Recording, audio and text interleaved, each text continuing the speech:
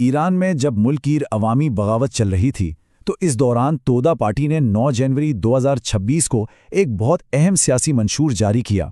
ये सिर्फ एक बयान नहीं था, बल्कि मुस्तकबिल के लिए एक पूरा रोड मैप था। तो चलें ज़रा गहराई में जाकर देखते हैं कि इस मंशूर में कहा क्या गया है। और शुरुआत ही देखें कितने ज़बरदस्त नारे से होती है। ये पहली लाइन ही ना पूरे मंशूर का टोन सेट कर देती है और बिल्कुल साफ बता देती है कि पार्टी कहाँ खड़ी है। तो सवाल ये उठता है कि आखिर इन मुजाहिरों की असल वजह क्या है। मंशूर इसी बुनियादी सवाल से बात शुरू करता है और जो जवाब वो देता है ना, वो हुकूमत के सरकारी बयानिए से बिल्कुल उलट है। तो यहाँ ना हमें दो बिल्कुल अलग अलग कहानियां सुनाई जा रही हैं। एक तरफ हुकूमत का दावा है कि ये सब कुछ एक गैर मुल्की साजिश है जिसे अमेरिका और इसराइल हवा दे रहे हैं, लेकिन दूसरी तरफ तोदा पार्टी इस नज़रिए को मुकम्मल तौर पर मुस्तरद करती है। उसका कहना है कि ये बहरान बाहर से नहीं आया, बल्कि इसकी जड़ें मुल्क के अंदर हैं, यानी हुकूमत की अपनी तबाहकुन पॉलिसियाँ। अच्छा, तो वो कौन सी पॉलिसियां हैं जिन्हें ये मंशूर तनकीद का निशाना बना रहा है? और ये सिर्फ कोई हवाई बातें नहीं हैं, बल्कि मंशूर में बाकायदा ठोस माशी और सियासी नाकामियों की एक लिस्ट दी गई है, जिसने इनके मुताबिक आवाम को इस नहज पर पहुंचा दिया है। मंशूर का सबसे बड़ा इल्ज़ाम हुकूमत पर माशी तबाही का है। वो कहते हैं कि हुकूमत की नियो लिबरल शॉक थेरेपी ने करोड़ों लोगों को गुर्बत की लकीर से भी नीचे धकेल दिया है। मुल्क की अपनी पैदावारी माइशत तबाह हो गई है और ऊपर से एक मुहिम जो खारजा पॉलिसी ने मुल्क को बैरूनी मुदाखलत के खतरे में डाल दिया है। तो ये नियो लिबरल शॉक थेरेपी आखिर है क्या बला? देखें, मंशूर के मुताबिक ये हुकूमत की मुआशी सर्जरी का नाम है।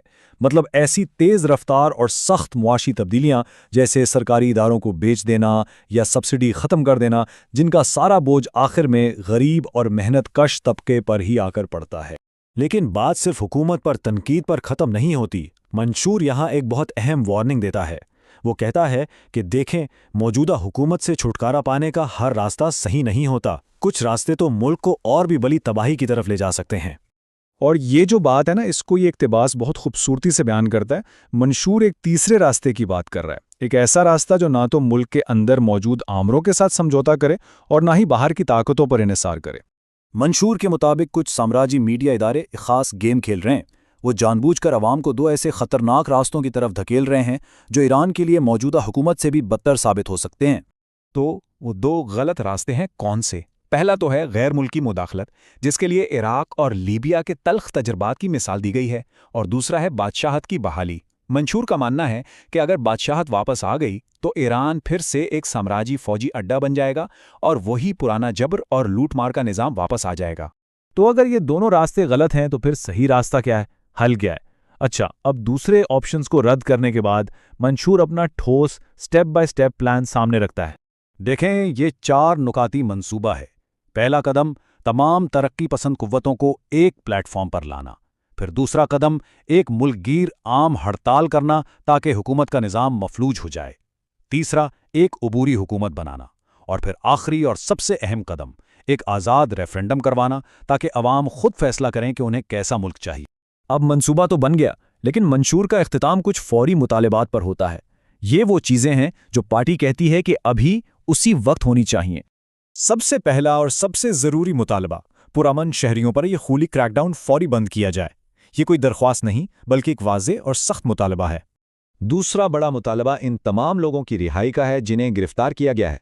मंशूर कहता है कि उन्हें फ़ौरन और बग़ैर किसी शर्त के रिहा किया जाए। और फिर मंशूर एक बहुत ही दलेराना अपील करता है सीधा फ़ौज और सिक्योरिटी फोर्सेस से। उनसे कहा जा रहा है कि आप भी इसी कौम का हिस्सा हैं, इस हुकूमत के ख़िलाफ़ अवाम के साथ खड़े हों, अपनी वफ़ादारी रियासत से अवाम की तरफ मुंतकिल करें।